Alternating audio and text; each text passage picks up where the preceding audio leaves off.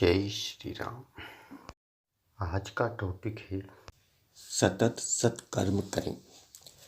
मनुष्य जितना चाहे प्रयत्न कर ले, लेकिन उसके द्वारा किए हुए कार्यों का फल तो उसे एक दिन भोगना ही पड़ता है। एक किसान जिस प्रकार की फसल को पैदा करना चाहता है, वो उसी के बीज को बोता है, क्योंकि वह जानता है कि यही फसल उसके जीवन में खुशहाली लाएगी। इसीलिए कहा जाता है, बोया पेड़ बबूल का तो आम कहाँ से खाए। इसी प्रकार कर्म रूपी बीज का फल एक दिन अवश्य मिलता है। किस कर्म का फल कब मिलेगा यह कोई नहीं जानता।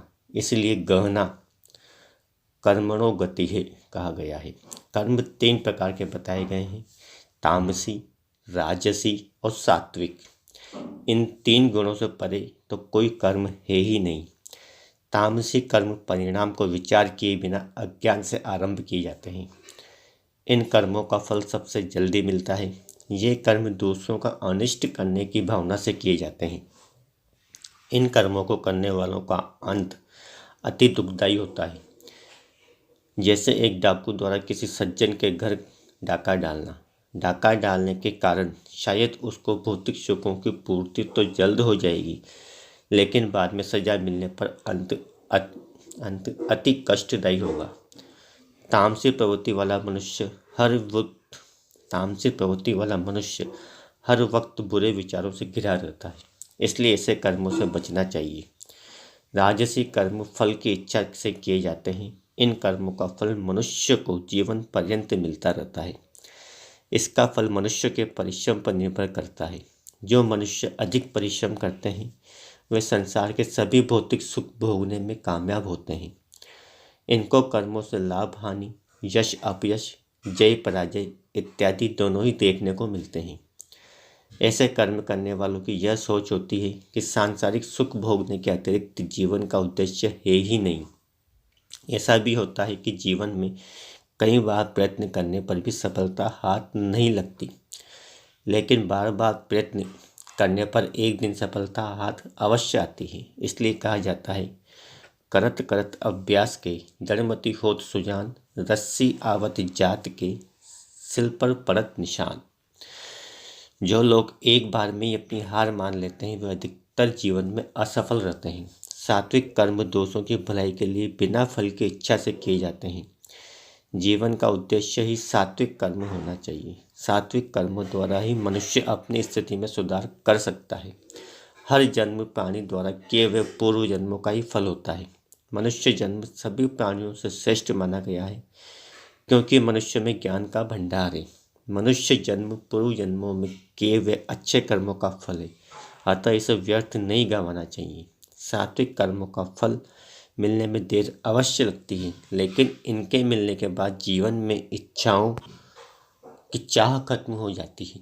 इसीलिए कहा जाता है, गोधन गजधन बाजधन और रत्न धन खान, जब आवे संतोष धन सब धन धूलि समान। सात्विक कर्मों के द्वारा ही ज्ञान के चक्षु खुलते हैं। यह ज्ञान ही मनुष्य के जीवन में चहुओर प्रकाश फैलाता है। संत पुरुष इसी ज्ञान की खोज में रहते हैं। ज्ञान का प्रकाश सूर्य के प्रकाश जैसा होता है। तारों का समूह हर समय आकाश में होने पर भी सूर्य के उदय हो जाने पर दिखना समाप्त हो जाता है। इसी प्रकार ज्ञान का प्रकाश सांसारिक कष्टों से मुक्ति दिलाता है। इस सब के लिए जरूरी है अत्यंत संयम और इंद्रियों को वश में रखना।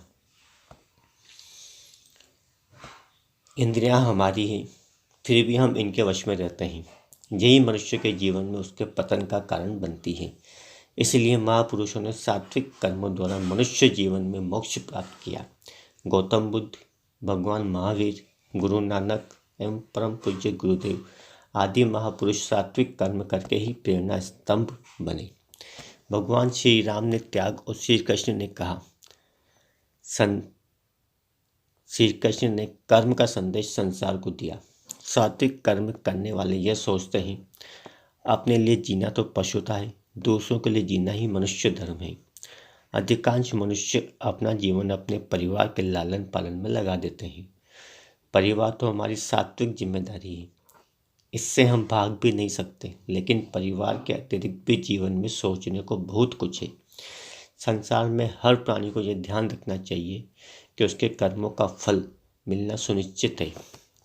उसे इस सत्य पर विश्वास रखना चाहिए कि इस दुनिया में प्राणी को न्याय मिले या नहीं मिले, परंतु प्रभु के दरबार में उसके साथ अन्याय नहीं होगा। इसलिए हमें सतत सत्कर्म करने का अभ्यास करना चाहिए। हमें परिणाम की चिंता किए बिना ही कर्म करना चाहिए। प्रकृति केवल कर्म की भाषा समझती है, अतः हमें सत्कर्म करने के अवसर से वंचित नहीं रहना चाहिए।